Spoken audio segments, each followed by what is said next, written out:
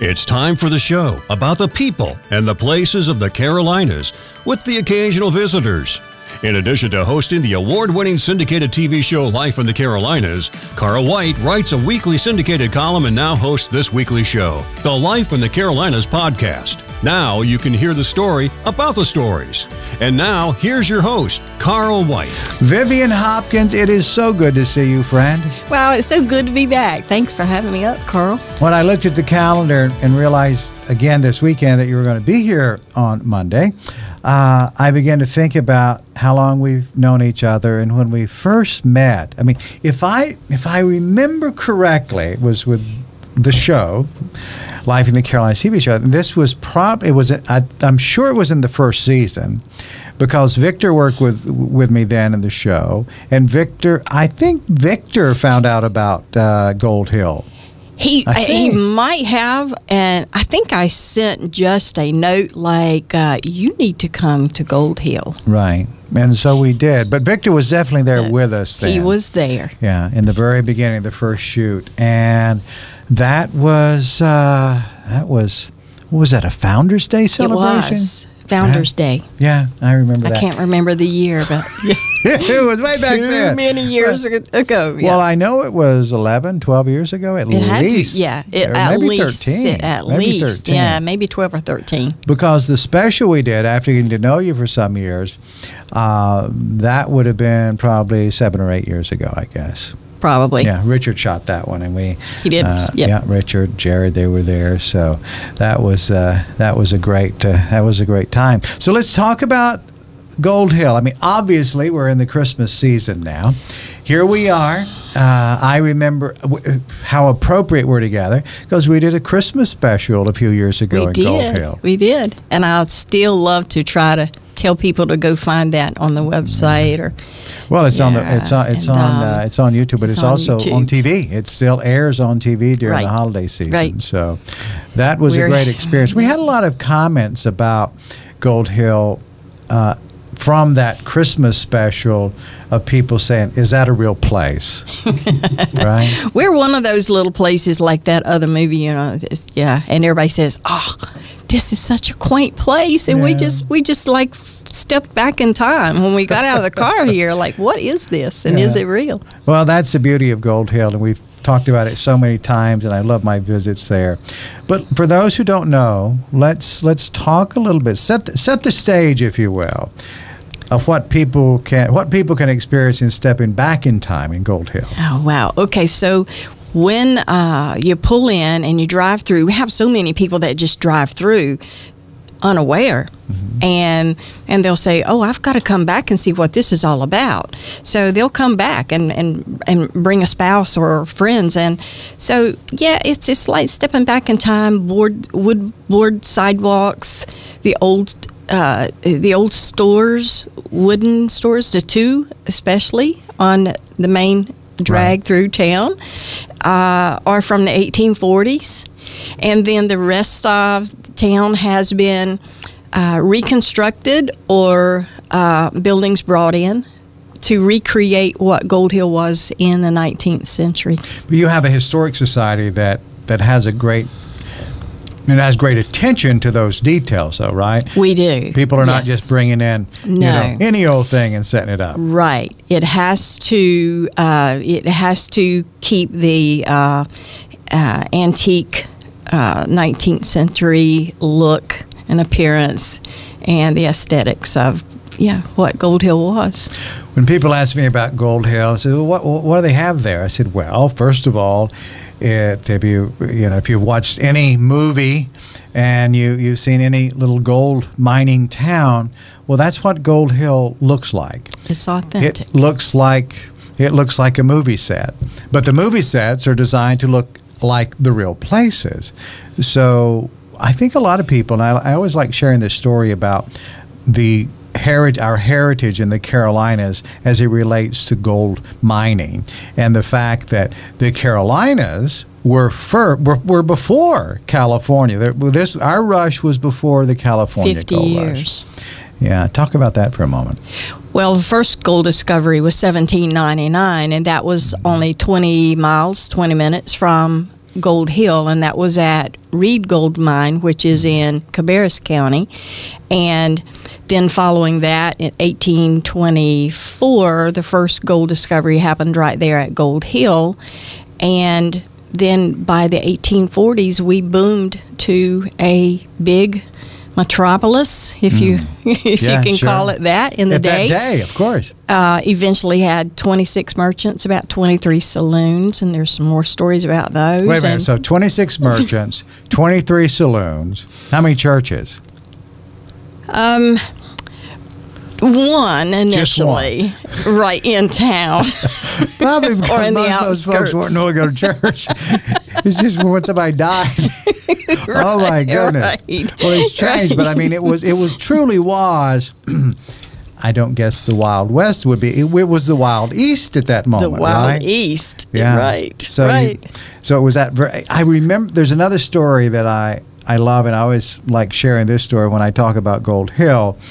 And it was from a newspaper clipping that the mayor of Charlotte had stated that one day he hoped that Charlotte would be as prosperous as Gold Hill. As big and prosperous as Gold Hill. Right. So that really puts it in perspective. It really right? does. The time and I period. found that article when I was doing a lot of research for my Rhodes Scholar program. Right. And when I saw that, I said, I've got to use that. Right. In our promotions. Well, you know, a lot of times people ask me about citing my source of information, and maybe I don't remember the paper, but I said, well, Vivian said so, and she's a Rhodes Scholar. so take it up with the state. Okay. I think, you know, when it comes to telling our history, there's a certain degree of empirical evidence that we have to rely upon. And then there's a bit of smooth nature, you know, that exactly. we discover things through the ideas of tradition and how things were. And, you know, I remember, and we will talk about the Christmas show in a moment, but I also remember the ghost stories that we've encountered and shared on TV from Gold Hill as well. We have. So you're synonymous with both now. Right. We've had some interesting things happen, and I never will forget the Powder House when we were there. You and I, it was you and I, and then Jared, a producer assistant at that time, and we weren't going to film. You were just taking us around. We're scouting, basically, right. Seeing the places. And I had my iPhone. I can't remember if Jared did or not, but he was. I just wanted to get a sound, so he was capturing some B-roll of us talking in the Powder House. Right. No, there was no lights or anything. It was just us. And I never will forget that light, that thing that I felt. I didn't know there was a light. But then looking back at the footage, it was like, huh. So it was literally tracking my back and my leg as I was describing what I was feeling. And then the editor saw it and he says, oh, that's a flare. I said, because, you know, light flares, dust particles, we know what that is because a lot of things people say, well, that's a ghost. No, that's a piece of dust. But this dust moved very specifically to It did. what I was describing, the sensation was. And I was like, huh. So we're just so very fortunate that Jared was actually filming with his phone. Right. To catch those moments as you were mentioning it. It's like I feel bizarre. strange around my legs, and he's just panned around and caught that on the that video. was something else. But anyway, that was one of our ghost encounters. There's lots more people can learn about when they visit your website or come see you all down there. There's certainly lots of things, but it's not just scare. I wasn't scared. I didn't feel oppressed or like someone was trying to gnaw my leg off or anything. Right, It was just cool, a cool sensation, which is comfortable in the summer, right? It is a really good place to be, from the heat, That's great. So let's talk about Christmas, because what I remember about Christmas and in Gold Hill I can't remember the year, but you invited me down. This was before we filmed, I think, like maybe the year before. You invited me down to the lighting of the fires. Yes. And, we all, we enjoy a backyard fire, pit fire, make marshmallows. But yours was a little bit bigger than that. It was a little bigger. So talk about, share your memories too, Vivian, of kind of when you and Hoppy moved there, and Hoppy's no longer with us, and that was sad to lose him this year, and I'm sorry about that. Thank you. But we have great memories of Hoppy. We do. And that's the wonderful We've had good thing. times. Yeah. We had good times. We had 50 good years together. Yeah. Wow. Can you believe it? Yeah. It's hard to believe. Yeah. How did he convince your dad to let you get married at 4? That's Thank pretty. you, that's Carl. That's pretty darn impressive. That Hoppy had a slick tongue, didn't he? Yeah, he really did. That probably wouldn't be kosher today. I don't think it's kosher if I say kosher. But anyway, bless our hearts. So let's talk about the holidays and how it starts. And where did that tradition come from? Start with the lighting of the fire. So the lighting of the fall fires actually began after a lot of restoration efforts there in the village of Gold Hill. We had, for the most part, had the park developed and a lot of stuff built there and restored. And then moving into looking at the village, Darius Hedrick had the forethought to start some restoration efforts there. And so he restored Monty's store, which is the two stores, the main stores are right across from one another. And Monty's store was in his family. And then he purchased Montgomery General Store, after Hugo came through. Right. Left it kind of laying on its side. So our first event that became Founders Day was in '89, and that was right after Hugo. Okay. So he brought some friends down into the village, and they just got to looking and talking like, wow, a friend had told him, he said, that looks like a little village down through there. So that begun the restoration efforts there at Gold Hill. So in restoring those buildings and rebuilding the old Burt Shoe Company building, which was the post office at the time and in the 19th century too, they had a lot of debris left over from these restoration efforts, and they just kept piling it into a big pile, and they decided at one point that they had quite a bit there. They needed to address that and get rid of it. So Darius's wife at that time, Nina, suggested, well, why don't we have a community event and roast some hot dogs and build a bonfire?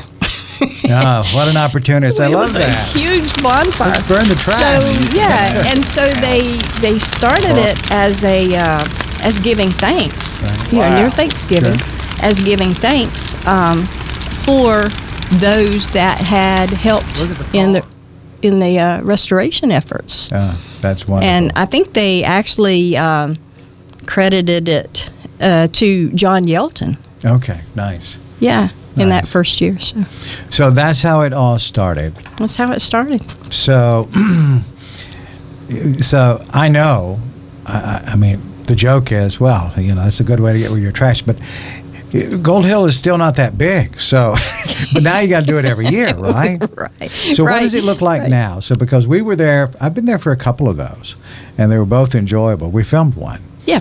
And the fire was certainly warm. It was a big pile of stuff and limbs and all sorts of things. So I kind of see where it will still continue to come from. But talk about what that event is like for people now. So the event has kind of evolved through the years, and it actually now kicks off our holiday season. We still like to celebrate Thanksgiving, and a lot of the shops now are decorated beginning into the Christmas holiday season too. So it's kind of a mix of fall, holiday, and it's just evolved into a great, successful event and it's a fundraiser for the Gold Hill Historic Preservation Society. So not only is it something that I like to refer to as a very picturesque event. So it's absolutely perfect for families and doing lots of photos because once again it's a set. It is. But it's a living set. It's a real right? living movie set. It is. And that's pretty darn exciting. And you've lived that for a long time because you manage the Montgomery General Store. I do. That's my store. And you do all sorts of things there. For the holidays, you've got bluegrass music every Friday night. You got people that come in from all over for that.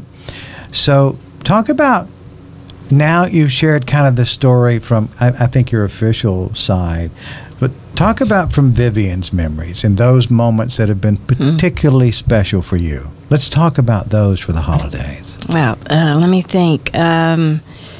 With the music on lighting of the fall fires, I've had some iconic people come in for that, and people really tripped over themselves to get in the store to meet Mark and Maggie O'Connor. Right. Just sitting in my corner playing fiddles during our lighting of the fall fires. Well, they're really good. Yeah, a lot of people didn't know who they were, but then they realized, wow, this is a big thing. Right. And that was kind of special for us.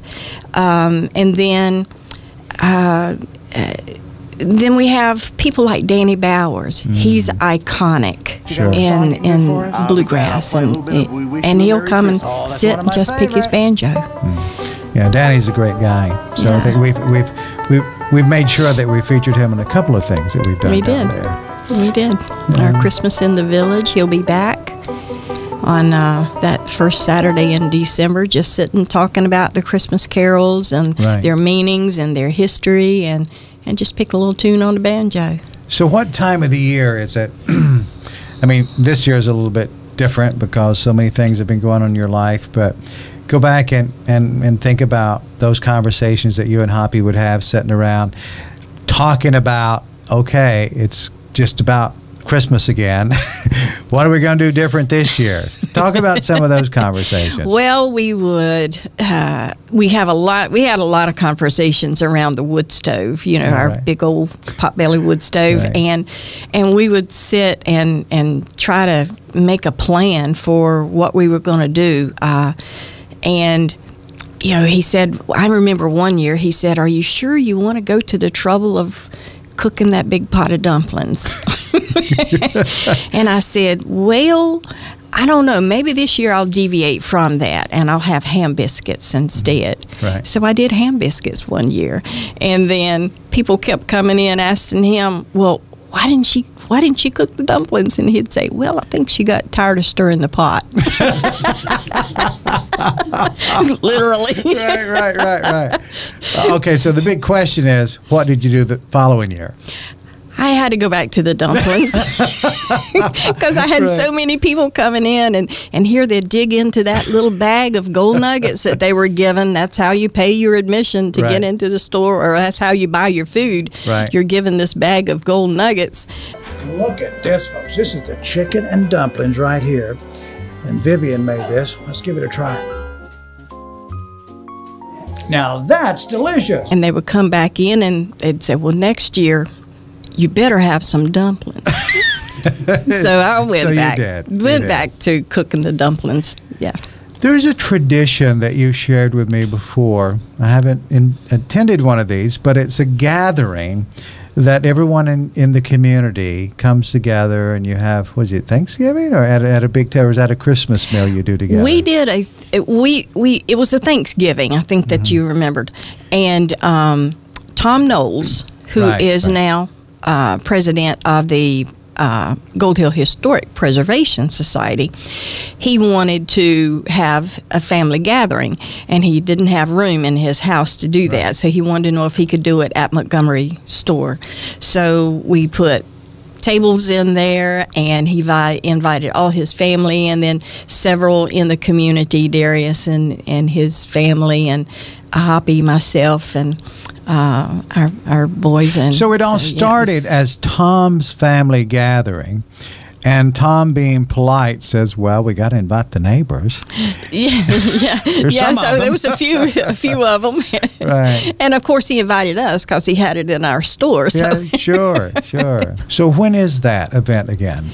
It's the Fall Fires is November 18th. It's always the Saturday before Thanksgiving. So always the Saturday before Thanksgiving. That's important for people. It is. People listening, they can make sure they plan their schedule next year. And we sell 500, so they would want to get on the list early next year. Right. And how soon can people get on that list? We usually start promoting it in September. Right. We usually have the tickets ready by, especially by the Founders Day event. And it's Saturdays? Early September. It's always Saturdays. It's always a Saturday. I bet if I come down, I can get in, though.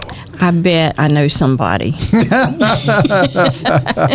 Oh, my gosh. Well, that's great. Well, we've, there was a scene we did with the Christmas show. There was that red truck. Ruby, was that Ruby? Was that her name? Ruby the truck. Yes. And isn't that funny? I remember the name of the truck, but not the fellow that owned it. David. David, that's right. Yes. Antique David. Yes. He's old, but he's not an antique technically yet. No. But his truck is. But he has an antique shop. Is he still doing that? He does. Wow. Yeah. And he was telling me about maybe retiring, and I knew when he was saying that there was no reality in that. No, he's not retired.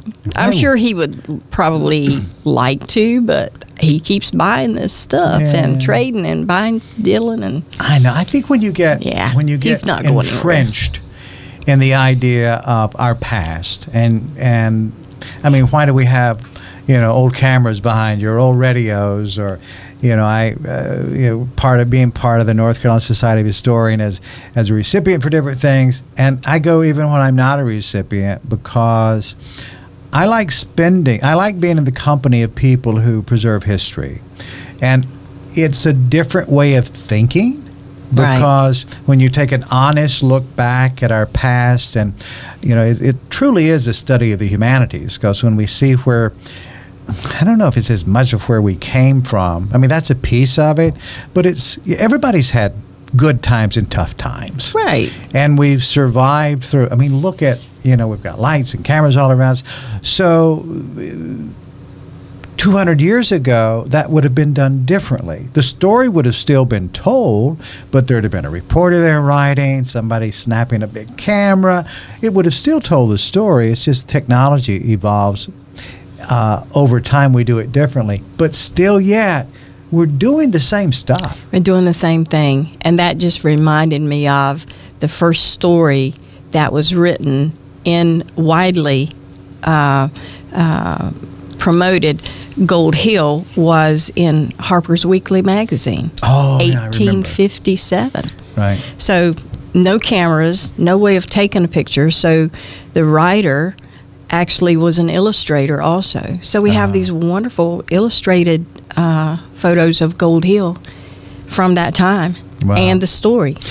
And it speaks to the value of words, and to articulate, to deliver a feeling, an emotion. So for that writer, and I've read the piece, he was able to make me feel like I was there. Right. And adjectives are really cool if you know how to position them. Exactly. They're great. Exactly. They're great. Yeah, you may miss you may miss a few things, but that's okay. So if you still take a moment and read and just think. If you read it, you can actually, a great written piece, you can feel, and you could be right there through the words. Ah, that's good stuff. That's really good stuff. How was this year? I know, other than the personal challenges with Hoppy, how did life fare in Gold Hill? It's been good. We've had a couple changes and new people in town. Of course, we have Flynn's Village Grill, and they celebrated their first year anniversary back in July. Okay. And they just upped the bar when it comes to restaurants, and I thought you were saying the liquor drinks had gone up higher, but well, they do have a really good sangria. Okay. But the food's good. And you might could get a good mimosa once in a while. But the food is really good. All right, it's awesome. I'm going to come and check. They have great steaks, don't they? They really do. Your ribeye is not laid on the grill until it's cut when you order it. Nice. It is very, very good. And all their vegetables are so good. I ordered a baked potato, just a loaded baked potato the other day, and it filled my plate. Wow. It was a huge baked potato. So it's really a broad definition of a loaded potato. So if the plate's loaded, it's loaded with all this stuff.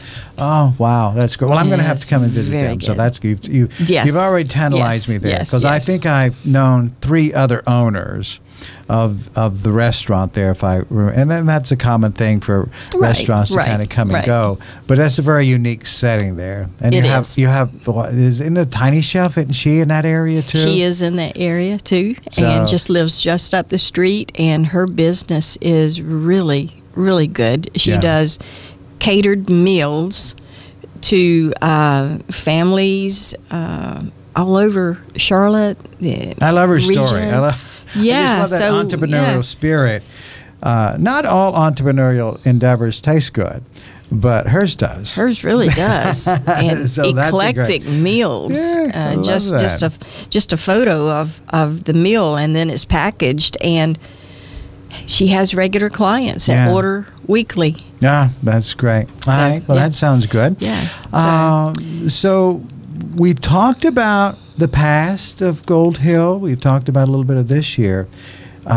Being a Rhodes Scholar, being a visionary, what does it look like? What can we expect from the developments of Gold Hill in the next year, in 24 and 25? What's on the horizon?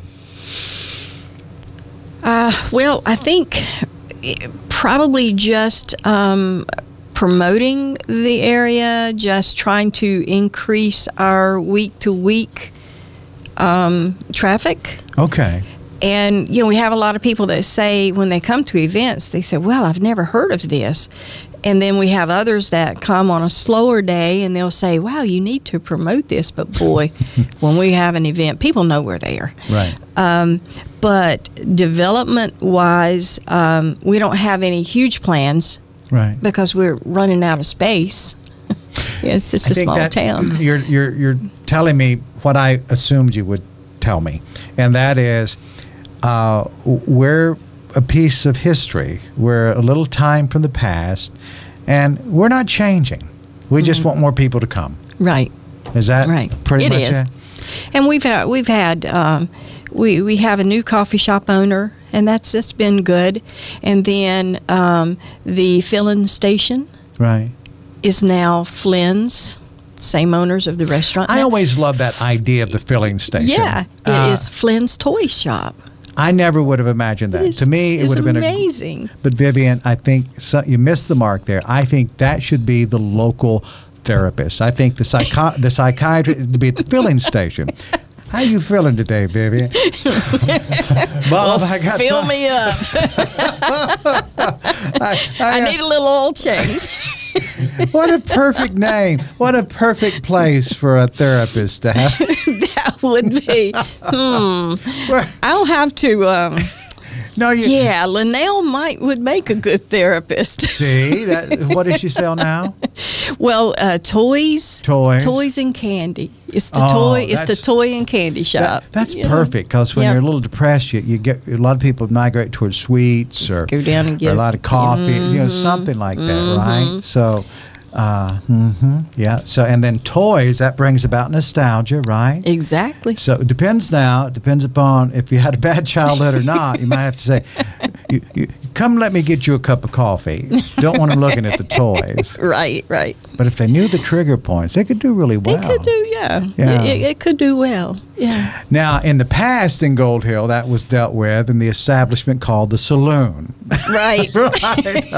Oh, my gosh. When I think about Gold Hill's history, and I've thought about it a lot because of our visits and the stories and thinking, well, what do we introduce we haven't introduced before? But you think about that time period and why were there so many saloons and a few brothels and all those things that were there. I think I think it's real simple. It was a hard life. This was mining. I mean, it's not a cakewalk now, but then, oh my gosh. Right. It was terribly hard for the miners working. So I imagine at the end of a rough week, they had to have some outlets. Oh, I would think so. Yeah. So they go into one of the bars and they get paid, and I'm sure the company store. The company store had evolved.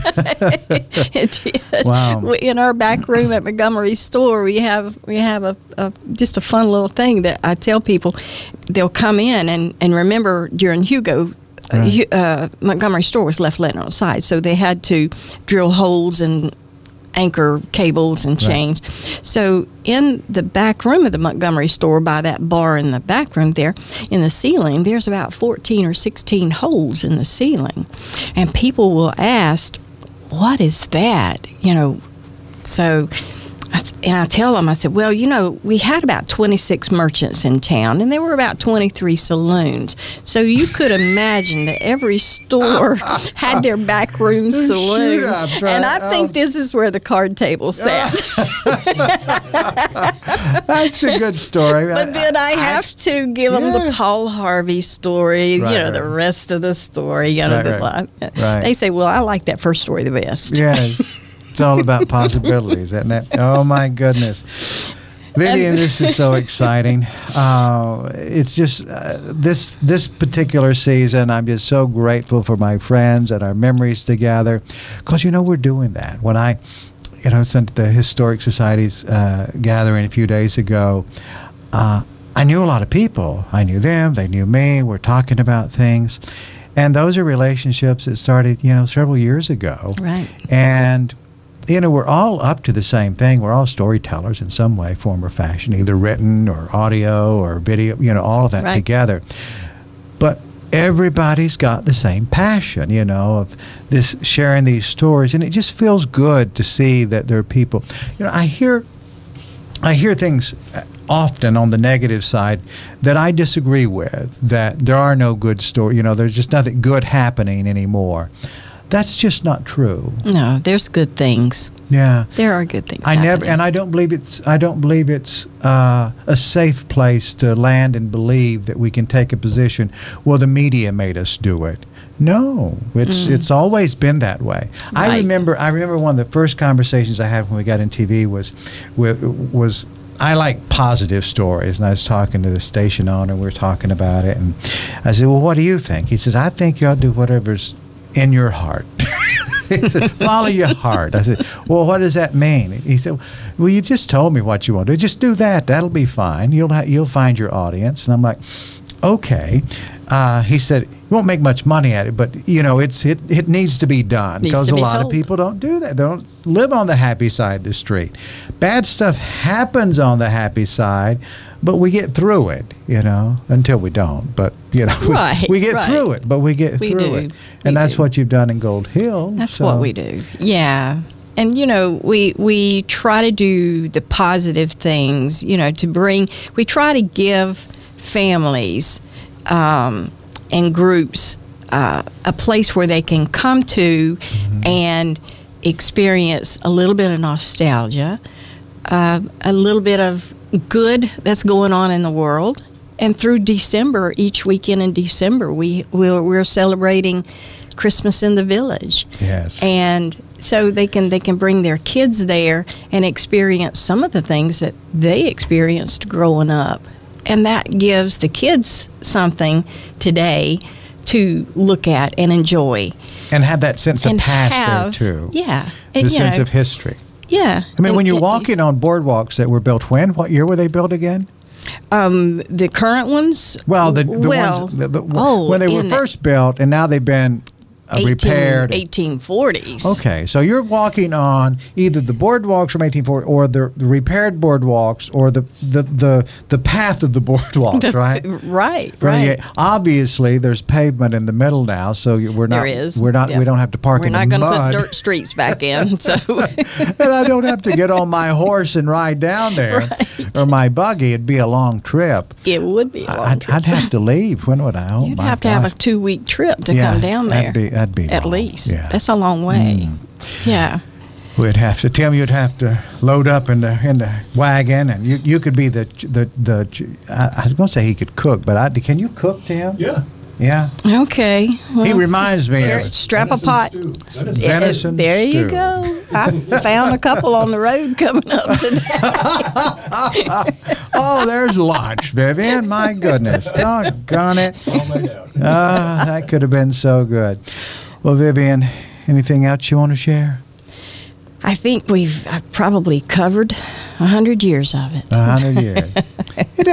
But it just doesn't seem that we've known each other that long, Vivian. It's not been 100 years. It doesn't even seem like we've known each other for as long as we have. It really feels like yesterday. We just got out of the car and we're just starting our relationship. It's just been that friendly. And a lot of people that are in Gold Hill, they have that experience. When I, go and stop and see Darius, it's just like it was a few days ago. Yep, just like it was yesterday. And that's a comfortable thing. It is. And we have people that come every week, and we've been doing the music on Friday nights for 18 years, I guess, or close to there. And it just seems like, wow, I just saw you yesterday. And they said, well, it's been a few years since I've been here. Yeah. Yesterday and yesteryear come quite close. common together nowadays, don't they? It does. Wow. Well, Vivian, it's always great to catch up with you. I love spending time with you. I love our conversations on the phone. But we can get together in person like this, and it's special, and share some good time. Days. It's really good. Happy holidays. Merry Christmas to you and all the good friends in Gold Hill, Vivian. Wow, I appreciate you, Carl. Thank you for the opportunity to come up and talk a little bit about Gold Hill. Yeah. Okay, that's great. Hold on. Who's calling? Hello? Hey, Darius, how are you? Correct, oh, that's great. Yeah, Vivian and I are about to wrap up. Tell her what? Vivian, you've got a busload of bluegrass musicians wanting to get into the Montgomery store. Oh, my goodness. Let him know. I'll be there within the hour. Darius, she'll be on the road give me a shortly, couple okay? If you would, just give them all coffee. What about, Not the banjo player, though. He can't handle too much coffee. Just one cup. okay to have Yeah. Okay, great. Good talking to you, Barry. my hands in? Good talking to you, Darius. Take care, buddy. We'll see you. Just whatever. Okay, Awesome. Vivian, you got to get Very on the good. road. I've got to go. So I will see you soon. Thank you so much. We'll see you soon. Thanks for listening to the Life in the Carolinas podcast. If you enjoyed your time with us, please visit the show's website at lifeinthecarolinas.com. Join our mailing list, and we'll keep you updated every week on what we have coming up and other interesting things around the Carolinas. We value you as a podcast subscriber. We'll see you next week. And remember what Carl says, it's never a bad time for a good story.